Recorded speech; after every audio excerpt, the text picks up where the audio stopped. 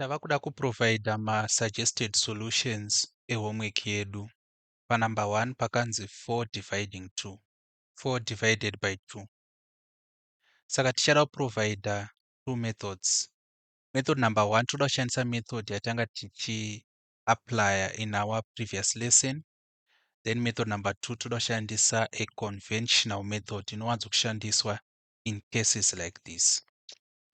Saka for our method number 1 tichati isusu 4 divided by 2 yakafanana iyo nekuti 4 multiplying 1 over 2. Saka paitika pidigration panapa kuti 2 unoyu which is our divisor kana kuti number iri kuright kwedu yapidigurwa from being 2 to being 1 over 2. Saka 4 divided by 2 is the same as 4 multiplying 1 over 2, of which tikati 2 into 2 tinowana 1, 2 into 4 tinowana 2, kureva kuti panapa tichasara tina 2 times 1 over 1, of which kana tingori nenumber toziva kuti inenge iine an invisible denominator which is 1. Saka it's 2 over 1 multiplying 1 over 1, which takes us to 2 times 1 is 2 over 1 times 1 is 1. Saka our answer is 2. Saka this part of our working panapa ndangoisa hangu for the sake of practice sake, patinogona kutongobvapo kana kuti kubva pastage inoi pana 34 times 1 over 200, 2 into 2 1, 2 into 4 ndi 2. Unogona kutongozviitira musoro mako 2 times 1 ndi 2, then panapa of course ndi 1, saka answer yedu ndiani? Ndi 2. So this is going to be our method number 1. Method number 2 yedu manje, a conventional way kana conventional method inoshandiswa kana tichiti 4 divided by 2. Izvi zvinoreva kuti 4 over 2. Saka 4 divided by 2, namba iri pekutanga ndiyo inoenda pamusoro, then namba inotevera ndiyo inoenda pazasi. Zvatiri kureva panapa ndezvekuti kana tina a divided by b, izvi zvinoreva kuti ndi a over b. Tikaitawo zvakare b dividing a, zvinenge zvakureva kuti ndi b over a. Saka in division, the same applying in subtraction, order is very important. Kuti a divided by b zvakasiyana nekuti b dividing kana kuti divided by a. Saka 4 dividing 2 iri equal to 4 over 2, kwete kuti 2 over 4. Many people make a mistake here.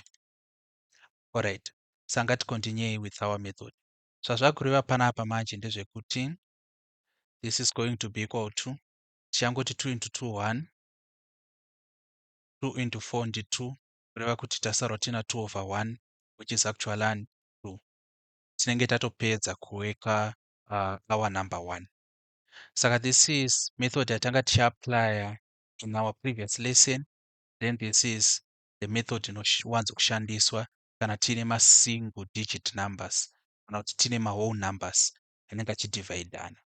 Saka pick your poison, but I advise kuti mupike this one. But for the sake of this lesson, you can actually apply this one. Mono tofamba sei. But 2 yedu iri kuti 2 dividing 4. Saka tichishandisa our method number 1. Tinenge tichiti isusu 2 dividing 4 zvinoreva kuti 2 multiplying 1 over 4. Saka 4 inoi which is our divisor ndiyo yapidigurwa. Anditi? Then kana tina 2 times 1 over 4, tichati 2 into 2 ndi 1, 2 into 4 ndi 2. Kureva kuti panapa tichasara tina 1 times 1, which is 1 over 2. Our answer is 1/2. Tikada kuaplya a method number 2, which is a conventional method. 2 dividing 4 zvinoreva izvo kuti 2 over 4. Remember zvataita in our previous question, kureva kuti question number 1.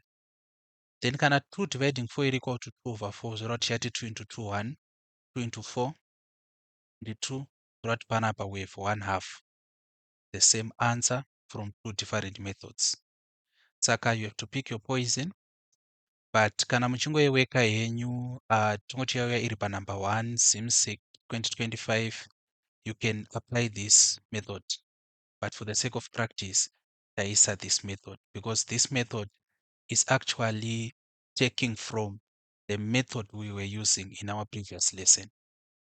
Number 3 yedu iri kuti 7 over 15 dividing 3 over 7. So this is going to be equal to 7 over 15 times. Saka tabva padivision sign takuenda pamultiplication sign zvoreva kuti tichapidigura kuno uku. Saka yanga imbori 3 over 7 ichava 7 over 3. Then tadaiso manje takuti tine here mafactors anogona kudivhaidha cross sectionally kureva kuti 7 anopinda here muna 15 hapinde, for 3 anopinda here muna 7 hapinde. Saka our final answer here is going to be 7 times 7 is 49, then 15 times 3 is 45. Saka togona kuisiya yakadai so. I actually advise kuisiya yakadai so pane kuda kuiconverta into a mixed number. Of course, this is going to be easier to convert into a mixed number because 45 into 49 inopinda once with a remainder of 4 over 45. But unogona kuisiya iri improper fraction because hauna kupiwa an explicit kana kuti express instruction yekuconverta your answer into a mixed number. So you can actually leave it as an improper fraction. So this is our number 3. Let us look at number 4. Number 4 yedu iri kuti 4 over 3 dividing 2 kureva kuti ichava 4 over 3 times 1 over 2. 2 apidigurwa. Then panapa takuti 2 into 2 ndi 1, 2 into 4 ndi 2. Then panapa tasarwa tiina 2 over 3 times 1 over 1, of which takataura kuti tinoti numerator by numerator tozoti denominator by denominator. Saka 2 times 1 ndiani ndi 2 over 3 times 1 ndiani ndi 3.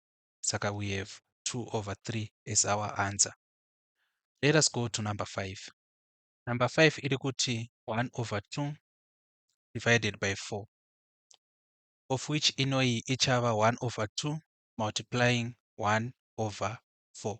Tapidigurani 4 uno akava 1 over 4. Then panapa tina zvinogona kupindana diagonally, saka tichati isusu numerator by numerator 1 times 1 ndi 1 over denominator by denominator 2 times 4 ndi 8. So this is going to be our final answer. Let us now go to number 6. Number 6 iri kuti 6 over 7 divided by 14 over 2. Saka tiri panapa manje tinenge takuti 6 over 7 multiplying 2 over 14. Then apa manje takuti tine here common factor inopinda muna 6 na 14. Yes, tikati 2 into 6 tinowana 3 and 2 into 14 tinowana 7. Takuti numerator by numerator 3 times 2 ndi 6 over 7 times 7 is 49. So this is our final answer. Let us go to number 7. Number 7 iri kuti 0 dividing 1 half. Sandora tumutarisise chaitika pa number 7 nepa number 8. It's very important. Because kazhinji tinofunga kuti tikaona 0 answer inofanga kuva 0, especially kana tichimultiply nekudivide. But panapa pane zvichaitika panapa. This was a tricky part of my homework. So let's see what is going to happen. Tikashandisa our method. Mathematics is procedural. Mathematics is methodical. Kureva kuti kazhinji farira kutevera stages and steps, procedures and methods in mathematics. Don't usually trust your intuition. Kana chiti intuition chinge chireva kuti don't trust your mind. Usawanze kufarira member work because sometimes you lose it. And this is going to be an example. Saka panapa inenge iri 0 multiplying 2 over 1. Tapidigurani 1 half handi. Saka manje tikati 0 times 2 tinowana 0, then panapa tikati 1 times 1 tinowana 1. 0 dividing 1, the answer is what? It's 0. So this is our answer for number 7.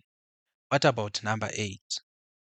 Number 8 yakati iyo 1 half dividing on 0. Number 8 iri kuti 1 half dividing 0. Iyi tinogona kuinyora takati 1 half dividing 0 over 1 because any number yakangonyorwa iri a whole number inenge iine an invisible denominator which is 1. Saka 0 becomes 0 over 1. Tadaro manje tobva tati 1 half multiplying pidigura panapa ichava 1 over 0. Ona zviri kuitika. Okay, then tikati 1 times 1 numerator by numerator tichawana 1. Tikati 2 times 0 tichawana 0 because any number multiplying 0 gives us 0. Saka panapa tava na 1 over 0. What is going to be our answer? If you take up your calculator and enter this into your calculator, uchawana pakanzi error 2. Panenge pakanzi error 2. Zvazvinoreva izvi manje ndezvekuti answer yedu panapa tinogona kuinyora takati NA not applicable. Domanyora tinoita ku O level. Asi kana takuda kunyora a more precise answer kana a more accurate answer, 1 dividing 0 is equal to sandoti oro infinity. Saka symbol ye-infinity ndi 8 akarara and 8 akarara. Saka panapa our answer is going to be infinity. 1 dividing 0 is infinity asi 0 dividing 1 is 0.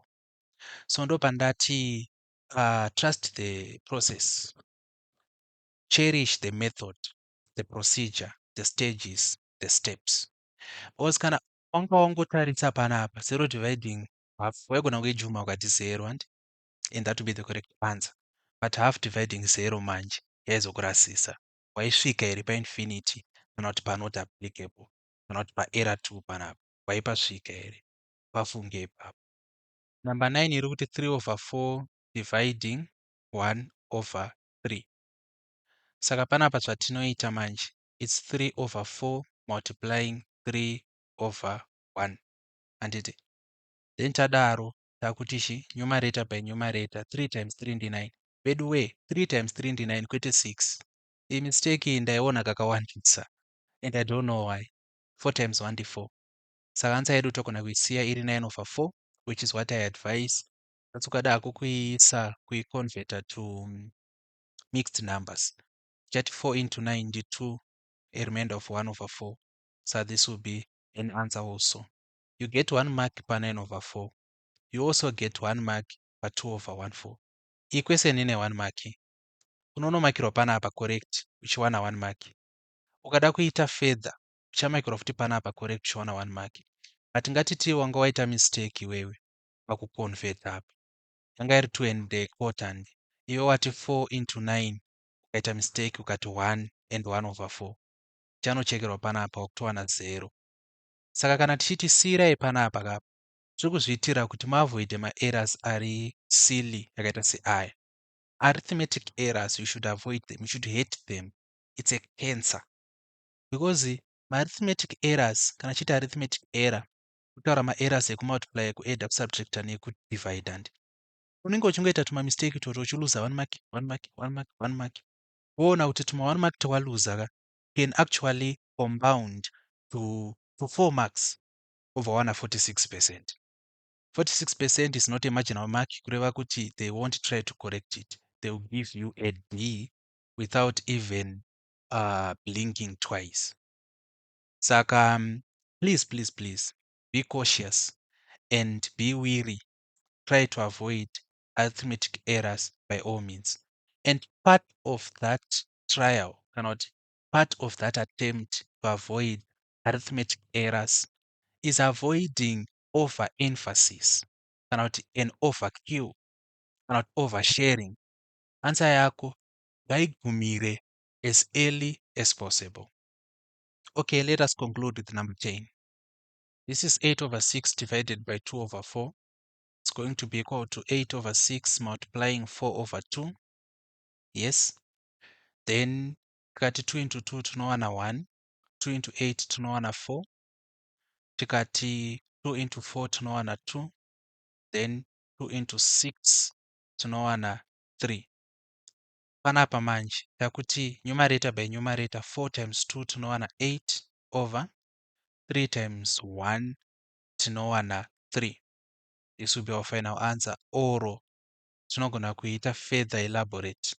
Inenge yakuti 3 into 8 ndi 36 kureva tinopinda twice with the remainder of what? Of 2 over 3. This can also be our answer. Saka, these are the suggested solutions of our homework. You have any question? You know where to find me.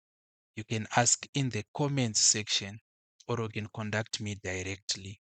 Otherwise, thank you for attending to this lesson.